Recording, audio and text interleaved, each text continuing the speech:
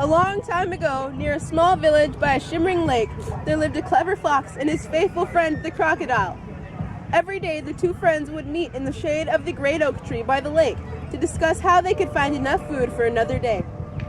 They'd been friends for many years, through thick and thin, and food had been very scarce at many times. In winter, food was often hard to find, so the fox was forced to scavenge amongst the rubbish left by the villagers outside their houses. The villagers were afraid that the fox would eat the chickens, so they threw stones and shouted to drive him away. The fox would go back to his den at the end of the day, feeling bruised and hungry, and the crocodile would come to comfort him. At some time, the fox was near to starvation when he suddenly had an idea. He met his friend, the crocodile, who spent most of his time in the water and therefore didn't know much about the way of life on the land.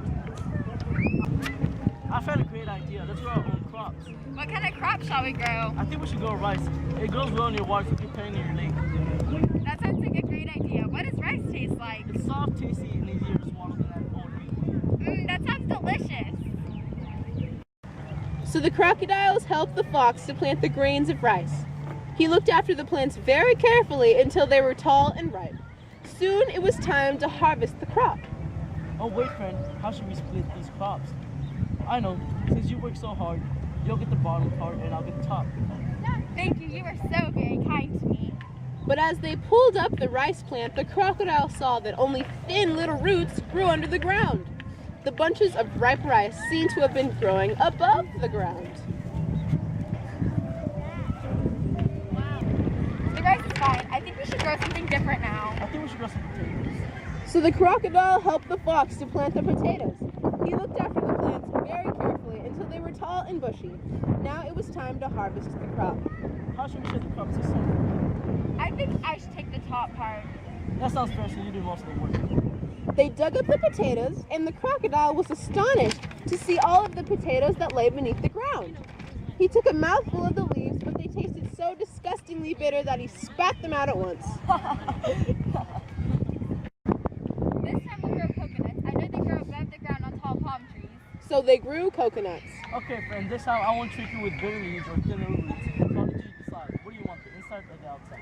Do you think I'm stupid? The inside is going to be hard and break one of my beautiful teeth. They picked all the coconuts, but when they started to cut through the shiny, smooth skin and the rough, hairy brown shell, the crocodile saw that on the inside there was refreshing, milky coconut water and snow-white coconut flesh. Now the crocodile was furious. Fox, stop tricking me. Next time we grow something on trees, I want the inside. Right.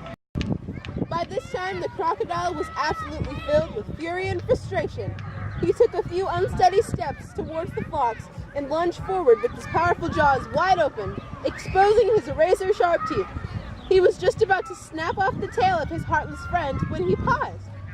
Meanwhile, the fox was so absorbed in hatching a new plan that he had his back to the crocodile. Minutes passed, and at last, the fox suggested his new idea, which was to grow sugarcane. He was just about to promise the crocodile both the roots and the leaves when he caught a glimpse of the expression on the crocodile's toothy face. What is it? I've got a better idea than all of our other ideas. It is a much fairer way of sharing, and we'll both have plenty to eat. From that day on, the fox and the crocodile learned to share fairly. They always had plenty of food to eat, and they were very happy together. The end.